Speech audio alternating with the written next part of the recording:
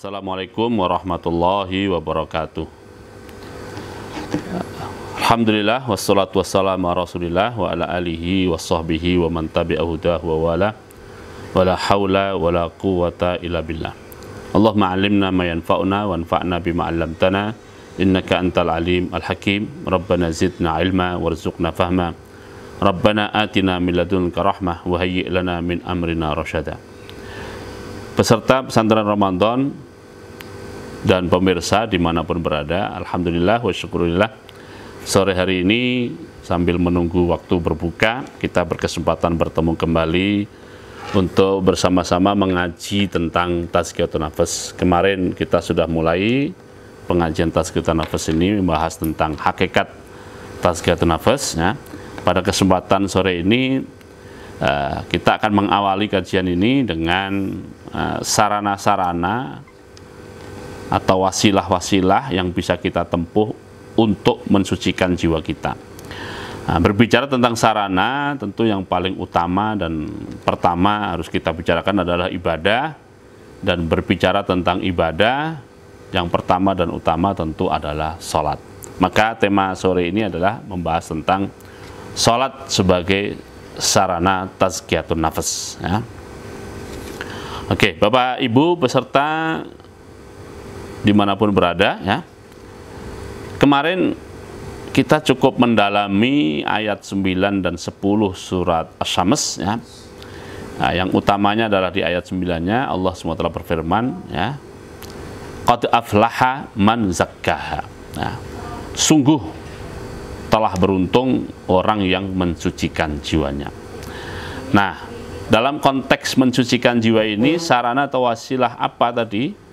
Kita sedang membahas tentang sholat. Ada nggak kira-kira sholat ini peranannya dalam mensucikan jiwa kita? Nah, kita bisa lihat di slide kedua ya. Jadi di surat Asy-Syams ada pernyataan Allah SWT, qad aflaha man zakkaha. Dan kita temukan diantaranya di surat Al-Mu'minun ayat 1 ada redaksi yang mirip, yaitu qad aflaha al-mu'minun ya, sungguh telah beruntung orang-orang beriman. Dan ternyata di sifat-sifat orang beriman yang beruntung itu ada banyak sekali ya di situ ya. Alladzina hum fi shalatihim khashi'un walladzina hum 'anil lagwi mu'ridun walladzina hum lizzakati fa'ilun walladzina hum li furujihim hafizun illa ala azwajihim aw ma malakat aymanuhum fa innahum ghairu malumin wa man ibtagha wara'a dzalika fa ulaika humul adun walladzina hum li amanatihim wa ahdihim ra'un walladzina hum ala shalawatihim yuhafizun ulaika humul warithun alladzina yarithunal firdausa hum fiha khalidun. Peserta pesantren Ramadan yang dimuliakan Allah Ta'ala, di surat Al-Mu'minun ini Allah menjelaskan tentang orang beriman yang telah benar-benar beruntung. Beruntung di dunia dan akhirnya adalah beruntung di akhirat ya. Nah, puncak keberuntungan itu tentu akhirat ya. Dinyatakan di ayat 10 Al-Mu'minun adalah ulaika humul warisun, mereka-mereka itulah para pewaris. Nah, mewarisi apa? Alladzina yaritsunal firdausa. Mereka adalah orang-orang yang akan mewarisi surga Firdaus. Hum fiha khalidun, mereka di dalamnya akan kekal selamanya. Jadi beruntung, puncak keberuntungannya adalah mewarisi surga Firdaus di akhirat nanti.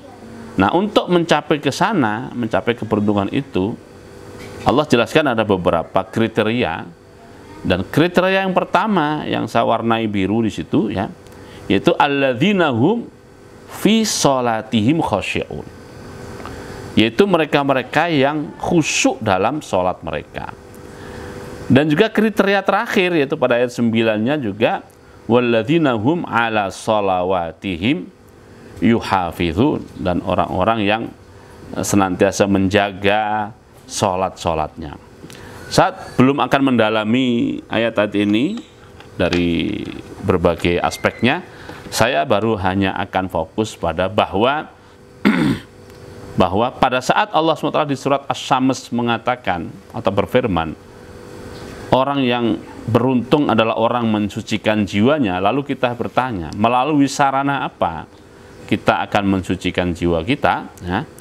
Dan ternyata di surat Al-Mu'minun Allah jelaskan juga orang beriman yang beruntung adalah orang yang sifat dan kriteria pertama adalah berkenaan dengan sholat, yaitu alladzina hum fi sholatim khasyi'un, dan juga kriteria atau sifat terakhirnya juga adalah yang berkaitan dengan sholat, yaitu walladzina hum ala sholawatihim yuhafizun. Nah, dari sedikit penjelasan tentang surat Al-Mu'minun ini, peserta Ramadan dan pemirsa yang dimuliakan Allah SWT, nah, kita mendapatkan pelajaran bahwa ada hubungan yang sangat erat antara sholat dengan tazkiyatun nafas. Ada hubungan yang sangat erat antara sholat dengan tazkiyatun nafas. Yang kesimpulannya adalah bahwa sholat ini merupakan sarana penting, sarana utama bagi kita kalau kita ingin mensucikan jiwa kita. Saya ulangi lagi, ini ada peringatan nih, your internet connection in unstable, ya. Barangkali suaranya terputus-putus. Jadi saya ulangi bahwa sholat merupakan sarana penting dan utama bagi kita kalau kita ingin mensucikan jiwa kita. Oke?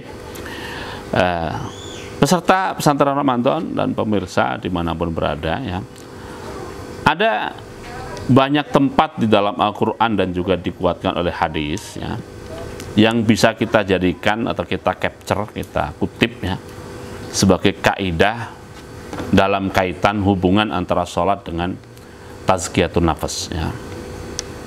Yang pertama, kaidah pertama di slide ketiga, ya, kaidah umum yang pertama, Allah SWT berfirman, a'udzubillahi minasyaitonir rajim, di surat Al-Baqarah 153, ya.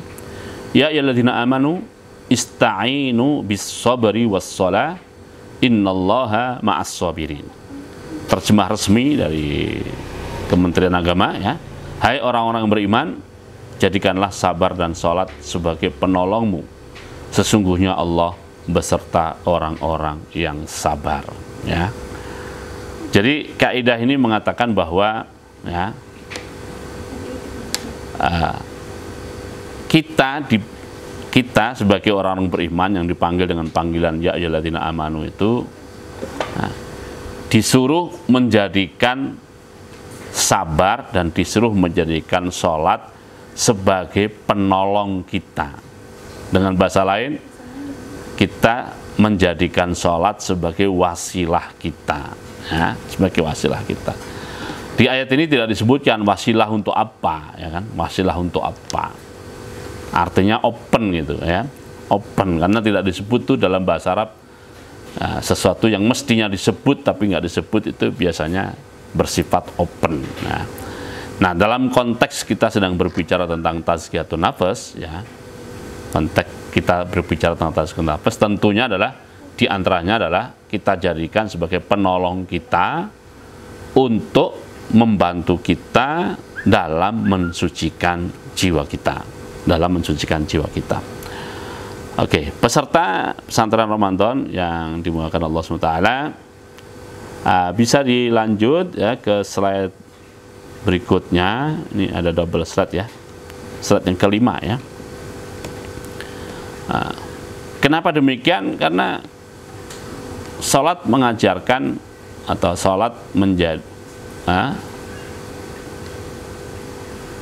di sini disebut kaidah satu, sholat membangun endurance, ya. Apa itu endurance? Endurance itu daya tahan, ya. Maksudnya gini, peserta Allah Ta'ala, ya, dalam hidup ini, ya, kita ini, kalau pakai bahasa surat Al-Muzammil juga di lanjutan ayat ini, ya, innalaka fin nahari sabhan tawila, ya.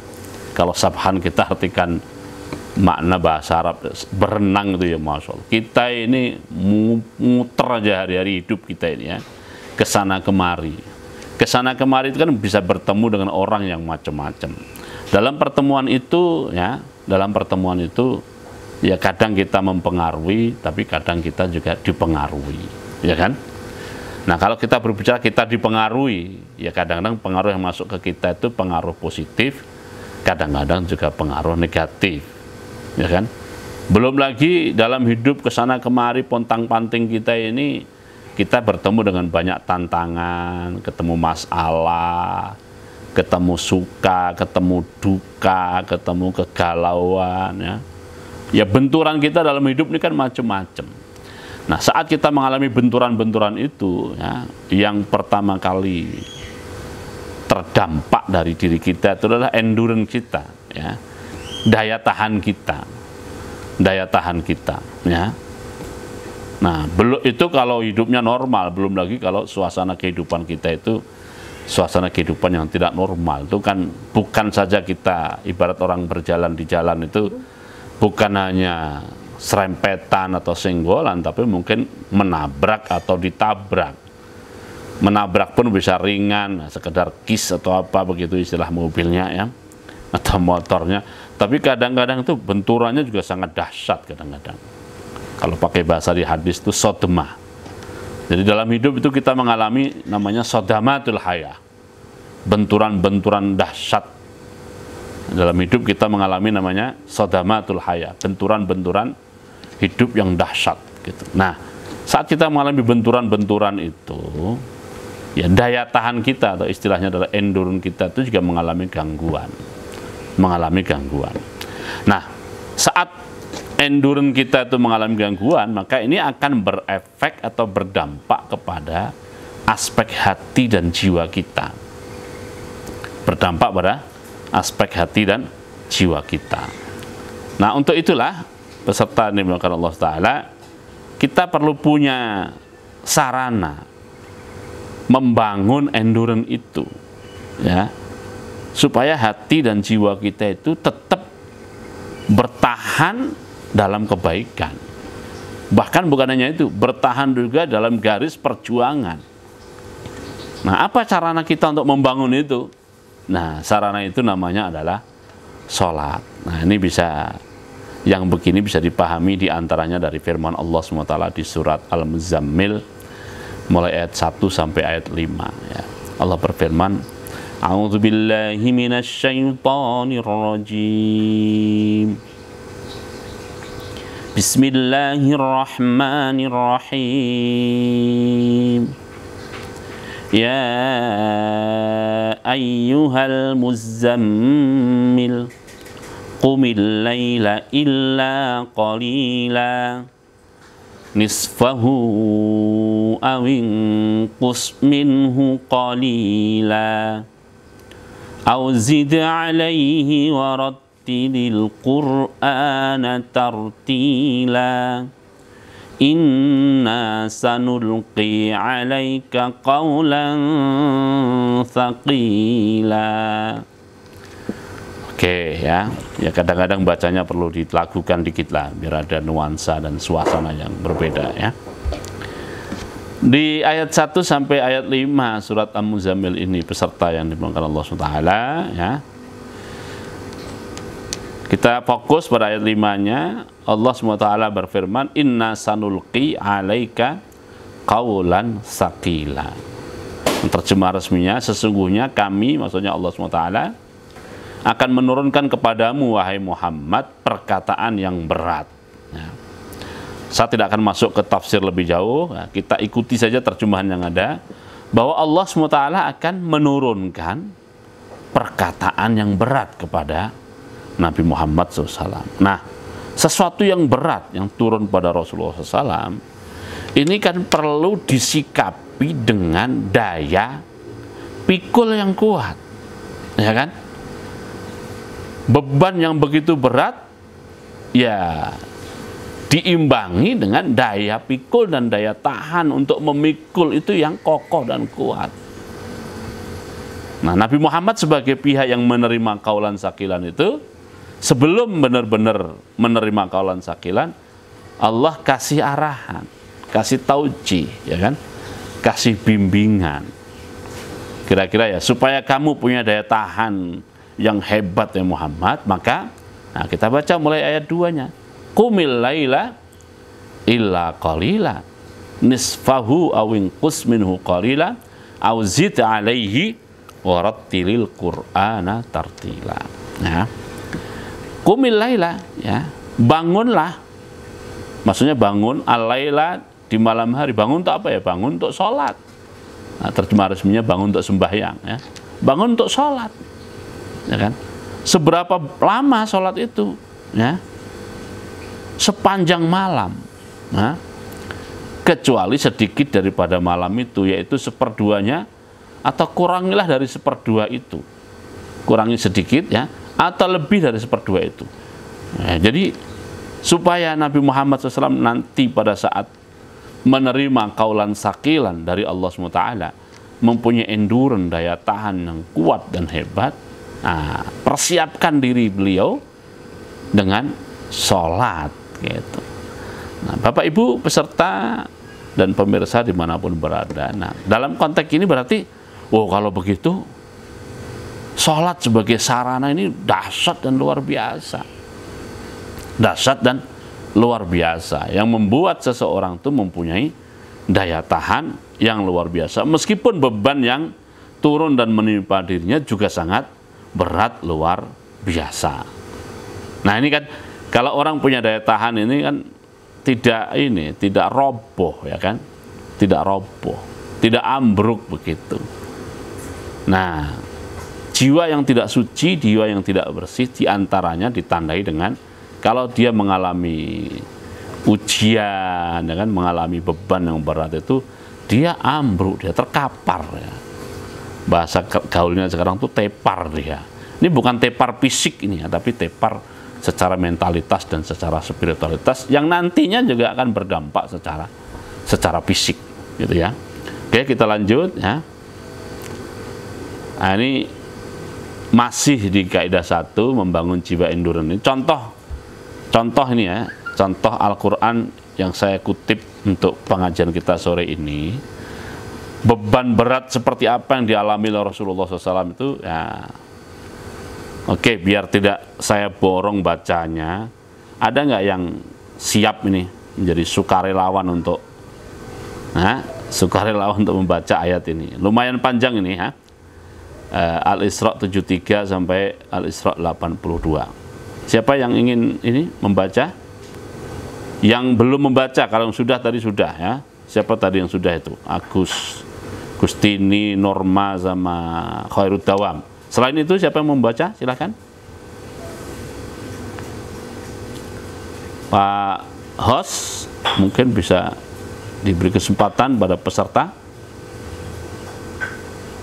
Mas Fadlan. Ya, kalau tidak ada terpaksa saya bacalah, ya. Oke.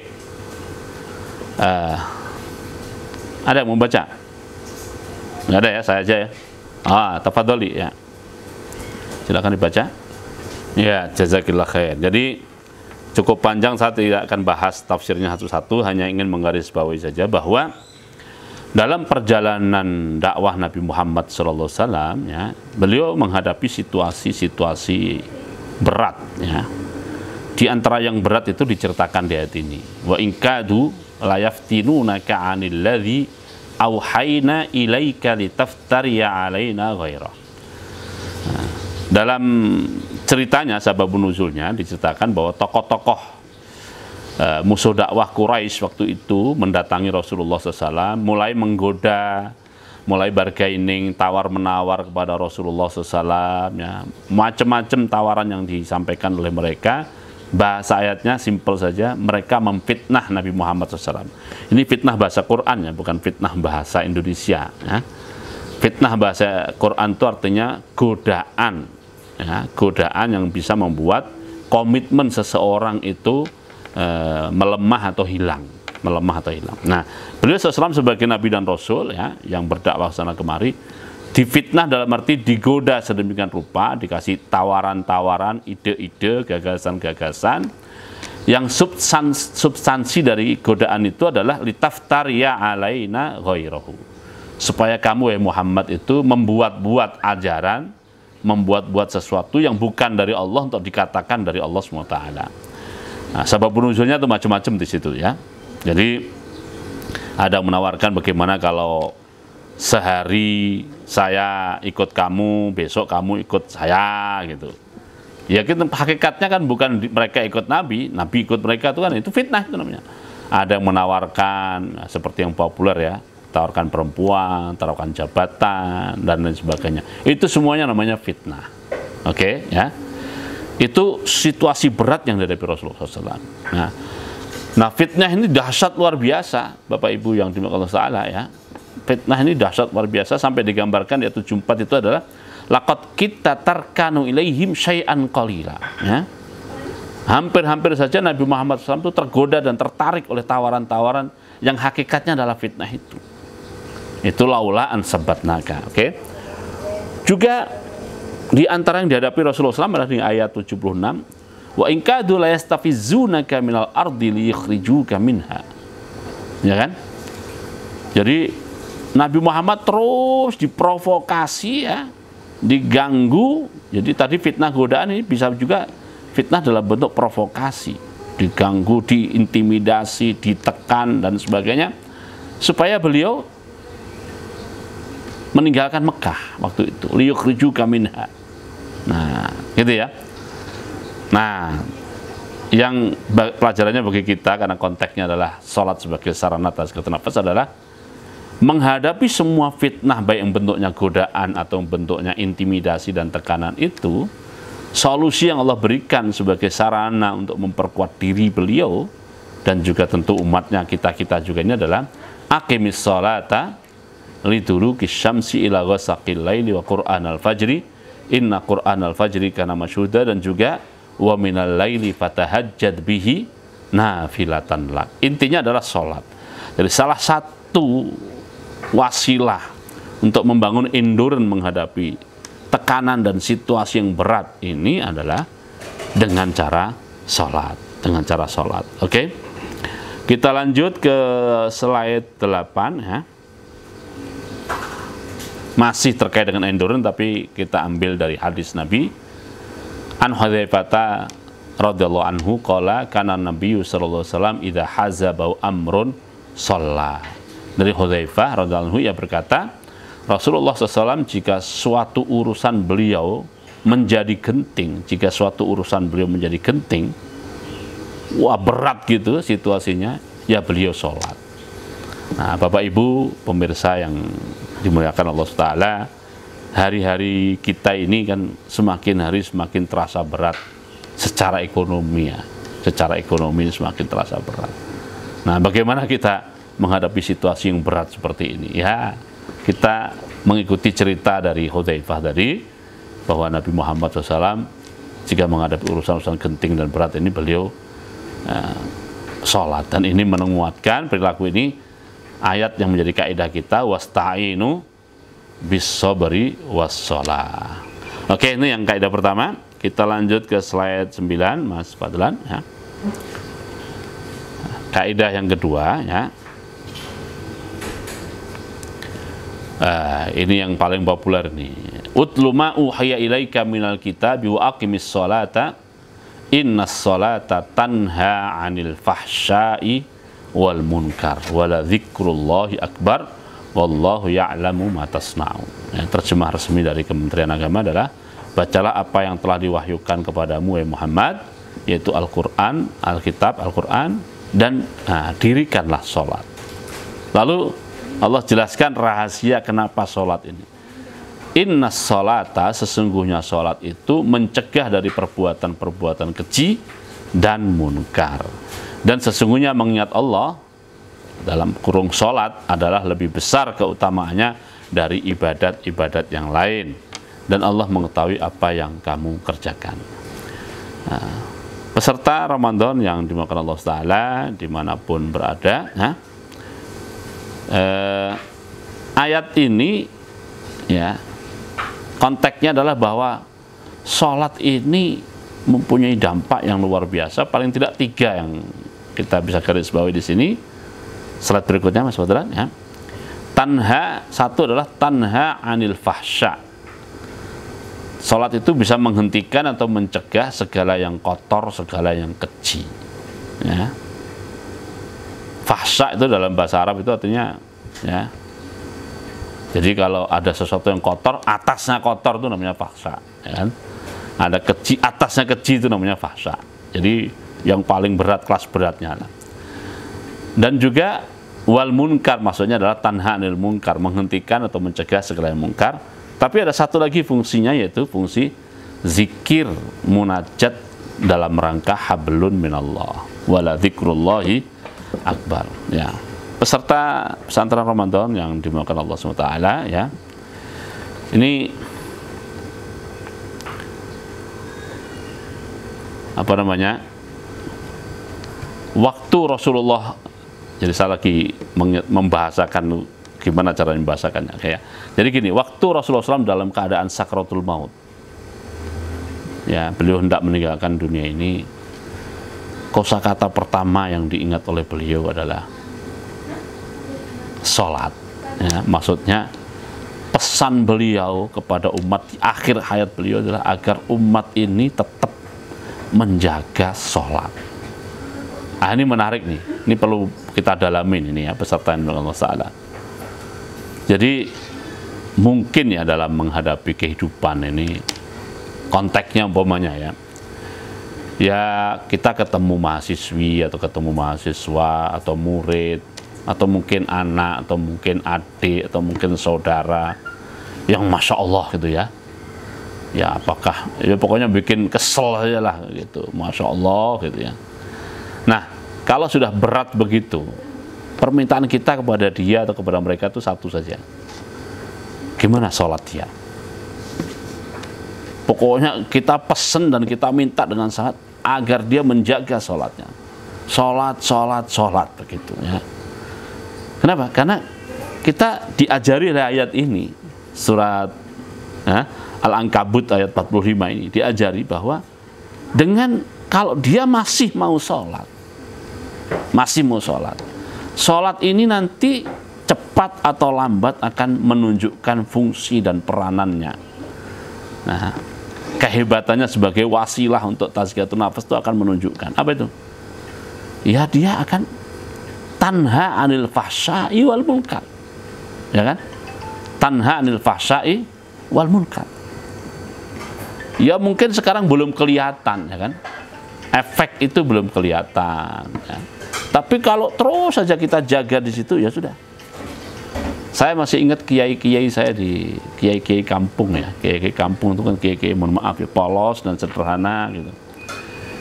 Jadi nggak seperti pesantren kiai-kiai modern gitu, ya, yang di pesantrennya tuh banyak peraturan, mungkin Saspan tahu lah ini, ya. Kalau di pesantren saya dulu nggak banyak peraturan, yang dikejar-kejar Pak, itu aja yang dikejar-kejar. Yang lainnya itu, terutama yang santri putra, ya, agak gimana ya, agak dicuekin oleh Pak Yai gitu. Yang penting masih mau sholat gitu. Nah, tapi memang akhirnya kita bisa melihat, ya, mungkin ketulusan Pak Kiai itu juga gitu. Alumninya itu, ya, kalau bahasa orang sekarang itu jadi orang lah di tengah masyarakat, itu menjadi manusia yang berguna dan bermanfaat di tengah masyarakat, asalkan sholatnya itu. Nah, ini bahwa sholat yang tanha anil fahsya ini dan juga anil munkar wal munkar ini, inilah yang perlu kita terus, walaupun mungkin gitu, sekali lagi mohon maaf, saya ulang-ulang kalimat saya, ya, mungkin sepertinya kok belum kelihatan, tapi nggak apa-apa, itu aja terus dijaga. Bapak itu pesan akhir hayat Rasulullah yang diingat itu bagaimana umatnya itu dengan sholat ini. Begitu juga dengan Abu Bakar Siddiq radhiyallahu anhu waktu diangkat jadi khalifah, pidato beliau sebagai khalifah yang pertama kali itu ditutup dengan agar seluruh, ya, yang membaiat beliau sebagai khalifah itu, seluruh rakyat, kalau bahasa sekarang itu, komitmen dengan sholat. Bab Abu Bakar yakin, saya yakinnya dengan kebenaran firman Allah ini, ya, inna sholata tanha anil fahsya'i wal munkar. Ya, walaupun ada maksud sholat yang lain, yaitu maksud zikir dan munajat, dan maksud itu jauh lebih besar. Wala dzikrullahi akbar. Salah satu makna dan tafsirnya itu yang dari wala dzikrullahi akbar itu di situ, ya. Peran atau fungsi sholat untuk media zikir dan munajat pada Allah itu jauh lebih besar, salah satu tafsirnya gitu, jauh lebih besar dari peranan sholat untuk tanha anil fahsya wal munkar. Nah, tapi kira-kira kan begini juga, ini pun nanti ada hubungannya dengan tanha anil fahsya wal munkar. Ya, kira-kira begini, kalau saya, mohon maaf, atau siapalah di antara kita atau manusia itu Ada yang suka mencuri, ada yang suka berbohong, ada yang suka tidak amanah dan sebagainya. Ya kira-kira waktu dia menghadap Allah nanti apa nggak malu gitu ya? Nggak malu kan gitu. Ya inilah diantara kira-kira jalan pikiran orang yang sholat itu kan nanti akan ke situ insya Allah. Walaupun nggak tahu kapan tuh nyambungnya, tapi akan ke situ insya Allah ya. Oke, ini yang kedua, Bapak Ibu peserta yang dimuliakan Allah Ta'ala. Yang ketiga, nah ini saya hanya membahas 3 saja lah ya, terakhir nih ya. Ini mohon maaf, ini buru-buru, masih yang kedua ini. Masih kaitannya yang tanhanil fahsya ya, yang dari hadis belum saya baca tadi ya. Ada 2 hadis yang saya kutip di sini ya. Slide yang ke-11 Mas Fadlan ya.